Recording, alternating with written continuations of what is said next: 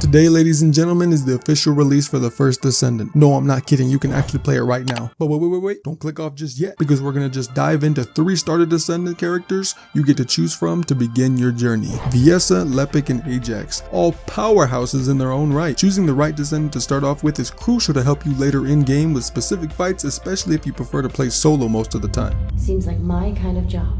Wouldn't it be easier if I just froze everything? So starting off with Viessa, she is the Ice Queen. She takes water in the atmosphere and freezes it solid. She is known as a debuff character, meaning her abilities help to reduce the power of enemies and their weapons damage and overall health, slowing enemies down to help with crowd control while dealing damage at the same time. Her passive, which is called Ice Sphere, condenses moisture in the atmosphere around the nucleus circling around the body, lowering the temperature. Her 4 main abilities are Frost Shards, which fires an exploding ice beam, inflicting damage in the area around enemies, and inflicting Ice Shackle. The Ice Shackle effect increases by 2 stages when hit, increases by 1 stage if hit by the exploding area. I'll explain this in a second. Frost Road, which increases running speed and shield, and creates ice sheets on the ground where Viessa stands. When enemies come into contact with these ice sheets, they are inflicted with Ice Shackle. Ice Wave is pretty much as its name. It releases an arc of cold air in front, inflicting damage and Ice Shackle. And Cold Snap, which creates a snowstorm that explodes over time, inflicting damage and Ice Shackle on enemies caught within. You can think of Ice Shackle as pretty much, slowing the enemy down, freezing them over, while also doing damage at the same time. It's pretty amazing how much it can stack. You won't believe it. I'll go. I just need to blow up everybody except Bunny, right?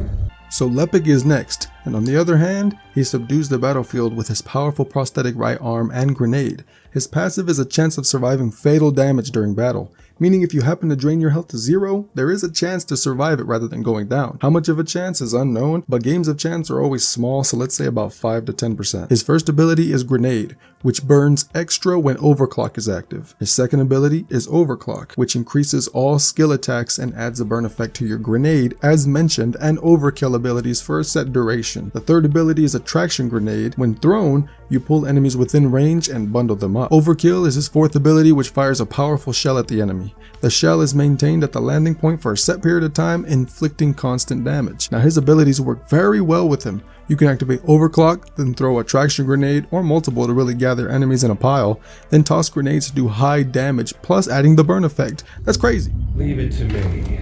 Defense is my forte.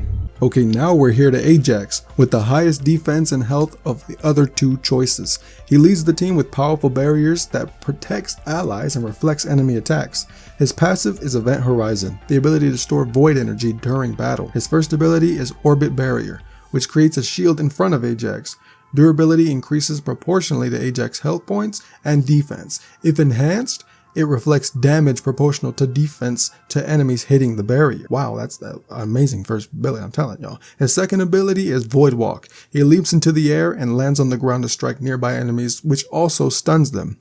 If this is enhanced, his max shield also increases for a certain period of time. His third ability is Expulsion. This strikes nearby enemies, knocking them back, and when enhanced, knockback range and max shield are increased. And his final ability is Hypercube, which creates a dome-shaped shield. Durability increases proportionally to Ajax's health points and defense, and if this is enhanced, it reflects damage proportional to defense to enemies hitting the barrier.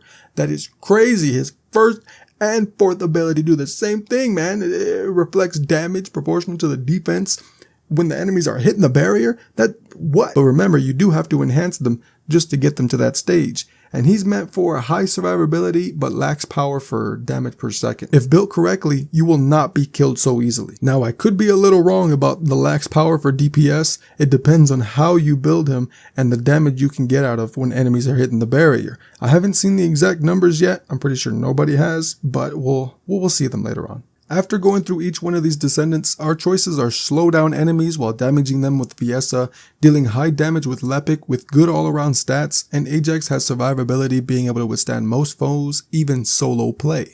The best Descendant to choose is purely a choice of your playstyle, and if we had to choose one that would be a great start to make everything at the start rather easy with little effort, the choice is Ajax. His high defense and health points make him the best choice for beginners to loot or shooter area. Although if you're looking for an overall best choice, Lepic is ideally meant for great gameplay as well as dealing high damage to enemies. But this does not mean Viessa isn't good. Her abilities really help with surviving as well. With lowering the enemy health and damage of their weapons, she makes a great choice. The overall winner for survivability and damage output with great gameplay for pushing enemies and being able to stay alive is Viessa. She is the choice I'm making at the beginning of the game, if you're wondering.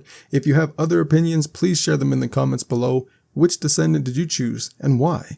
I hope this video helped you even a little bit when it comes to making your first decision in this game, and if it did, please consider subscribing to the channel and dropping a like on this video. I can't wait to see you all out there in the battlefield. Remember to stay safe, because the world without you is nothing.